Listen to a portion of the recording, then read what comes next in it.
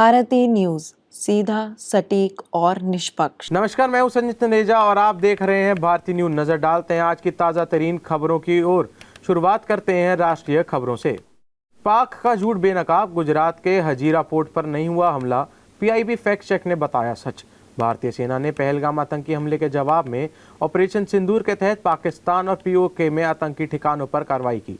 जवाब में पाकिस्तान ने ड्रोन और मिसाइल से हमला करने की कोशिश की, जिसे भारतीय सुरक्षा प्रणाली ने नाकाम कर दिया। इस बीच सोशल मीडिया पर पाकिस्तान द्वारा भारत के इलाकों पर कथित हमलों के फर्जी वीडियो वायरल हो रहे हैं।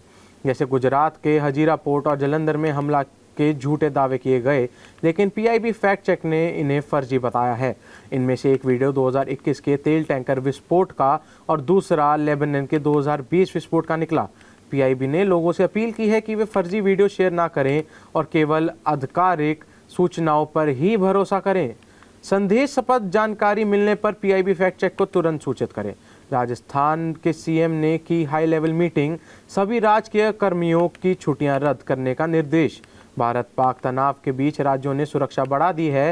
राजस्थान के सीएम भजन लाल शर्मा ने हाई लेवल बैठक कर सभी सरकारी कर्मियों की छुट्टियां रद्द की और सीमावर्ती जिलों को स्पेशल वॉच जोन घोषित किया। बीएसएफ, पुलिस और प्रशासन के 24 घंटे निगरानी के निर्देश दिए गए हैं। सीएम ने जनता से शांति बनाए रखने और अफवाहों पर ध्यान न देने की अपील की है। अस्पतालों और disaster management team high alert पर है। इस बीच महाराष्ट्र के मुख्यमंत्री देवेंद्र फडणवीस ने भी आज शुक्रवार को आपातकालीन सुरक्षा बैठक बुलाई। दोपहर होने वाली इस बैठक का उद्देश्य मौजूद घटनाक्रम को मद्देनजर स्थिति का आकलन करना और राज्य भर में सुरक्षा उपायों की समीक्षा करना है। पाकिस्तान को दिए जाने वाले बेल आउट पैकेज की समीक्षा के लिए भारत आज आईएमएफ के समक्ष रखेगा अपना पक्ष। भारत ने पाकिस्तान को आईएमएफ से मिल रहे बेल आउट पैकेजों पर गंभीर आपत्ति जताई है। विदेश सचिव विक्रम मिस्री ने कहा कि आईएमएफ की वॉशिंगटन में होने वाली बैठक में भारत अपने कार्यकारी निदेशक के जरिए इन लोगों की पारदर्शिता और उपयोग पर सवाल उठाएगा। भारत का आरोप है कि फंड अप्रत्यक्ष रूप से पाक की सेना और खुफिया एजेंसियों को फायदा पहुंचा रहे हैं, जो आतंकी संगठनों जैसे लश्कर-ए-तैयबा और जैश-ए-मोहम्मद को समर्थन देते हैं। भारत ने यह भी याद दिलाया कि पाकिस्तान वो ओसामा बिन लादेन को शहीद बताया गया था और कई प्रतिबंध आतंकवादियां अब भी वही सक्रिय हैं। पाकिस्तान को हाल ही में आईएमएफ से 2 पैकेज मिले हैं, $7 अरब का बेल आउट और $1.3 अरब का जलवायु लोन। भारत चाहता है कि इनकी सख्ती से समीक्षा हो, खासकर मौजूदा भारत पाक तनाव के बीच। अब आपको ले चलते हैं आज की अंतर्राष्ट्रीय खबरों की ओर। रॉबर्ट फ्रांसिस प्रीवोस्ट नए पोप बने। अमेरिका से पोप बनने वाले पहले कार्डिनल पोप लियो 14 के नाम से जाने जाएंगे। वेटिकन में आज पहला कॉन्क्लेव के दूसरे दिन नया पोप का चयन हो गया।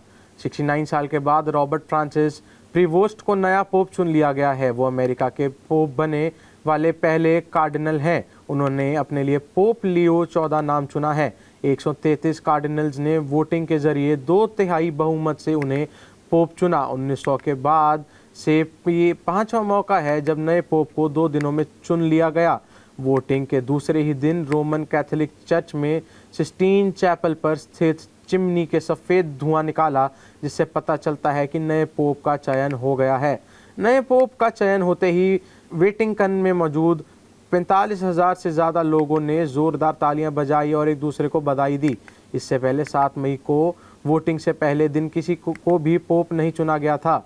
कल सिस्टीन चैपल में औपचारिक जुलूस और हर कार्डिनल की तरफ से गोपनीयता की शपथ लेने के बाद बुधवार रात करीब 9:15 बजे वोटिंग का पहला दौर शुरू हुआ था। अब आपको ले चलते हैं व्यापार जगत की खबरों की ओर। शेयर बाजार में 900 अंक की गिरावट। सेंसेक्स 79,400 पर कारोबार कर रहा। निफ्टी 300 अंक लुढ़का। मेटल और बैंकिंग शेयर सबसे ज्यादा टूटे। हफ्ते के आखिरी कारोबारी दिन आज यानी शुक्रवार 9 मई को शेयर बाजार में गिरावट है। सेंसेक्स करीब 900 अंक गिरकर 79,400 के स्तर पर कारोबार कर रहा है। निफ्टी में भी 300 अंक की गिरावट है, ये 24,000 पर है। सेंसेक्स के 30 शेयरों में से 25 में गिरावट है। Power grid, Tata steel, ICICI bank सहित 12 शेयर्स 2% तक गिरे हैं, जबकि टाइटन, लॉरेंस एंड ट्रूबो और टाटा मोटर्स के शेयर में 4% तक की तेजी है। निफ्टी के 50 शेयरों में 45 में गिरावट है। Realty sector 1.98%, financial services 1.21%, oil and gas 1%, private bank 0.99%, media 0.97%, IT 0.89% और मेटल 0.82% गिरकर कारोबार कर रहे हैं। सरकारी बैंक और कंज्यूमर ड्यूरेबल्स में मामूली तेजी है। पाकिस्तानी शेयर बाजार ध्वस्त। कराची स्टॉक एक्सचेंज में भारी गिरावट। निवेशकों में दहशत। आतंक के खिलाफ भारत की लड़ाई को गलत तरीके से दुनिया के सामने पेश करने के बीच पाकिस्तान को आर्थिक मोर्चे पर जबरदस्त मार पड़ी है। भारत के ऑपरेशन सिंदूर के बाद भारत पाकिस्तान के बीच युद्ध जैसे हालात बन गए हैं। भारत की तरफ से की गई जवाबी कार्रवाई ऑपरेशन सिंदूर के बाद पाकिस्तान में हड़कंप मचा हुआ है। इसका असर पाकिस्तान के शेयर बाजार पर पड़ रहा है। बीते दिन जबरदस्त गिरावट के बाद आज यानी 9 मई की सुबह पाकिस्तान स्टॉक एक्सचेंज की आधिकारिक वेबसाइट डाउन हो गई है। साइट पर अंडर मेंटेनेंस का संदेश आ रहा है। अब खबरें खेल जगत से, जहां चैंपियंस लीग आर्सेनल को हराकर पीएसजी चैंपियंस लीग के फाइनल में एंटर कर चुकी है। इंटर मिलान से खिताबी मुकाबला पेरिस सेंट जर्मन ने एक बाद एक हमलों को डटकर सामना करते हुए आक्रामक अंदाज में खेल रहे हैं। आर्सेनल को सेमीफाइनल के दूसरे चरण में 2-1 से हराकर चैंपियंस लीग में फुटबॉल टूर्नामेंट के फाइनल में प्रवेश किया। खिताबी मुकाबले में उसका सामना इटालियन क्लब इंटर मिलान से होगा। सेमीफाइनल के पहले चरण में 1-0 से जीत हासिल करने वाली पीएसजी की टीम को शुरू में गेंद पर कब्जा करने के लिए संघर्ष करना पड़ा, लेकिन जवाबी हमलों में गोलकीपर जियानलुइगी डोनारुमा के शानदार प्रदर्शन से उसने 3-1 के कुल स्कोर के साथ जीत हासिल करके शान से फाइनल में जगह बनाई।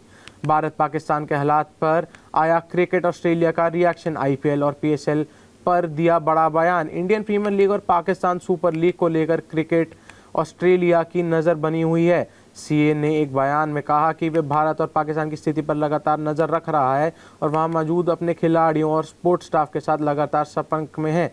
भारत पाकिस्तान के तनाव के बीच क्रिकेट ऑस्ट्रेलिया का ये बयान आया है। सीए ने कहा, हम पाकिस्तान और भारत की स्थिति पर लगातार नज़र रख रहे हैं। इसके लिए हम ऑस्ट्रेलिया सरकार, पीसीबी, बीसीसीआई और स्थानीय अधिकारियों से नियमित सलाह और जानकारी ले रहे हैं। साथ ही हम वहां मौजूद अपने खिलाड़ियों और सपोर्ट स्टाफ के साथ लगातार संपर्क में हैं। आज का बुलेटिन इतना ही, और देश दुनिया की खबर जानने के लिए देखते रहिए भारतीय न्यूज़।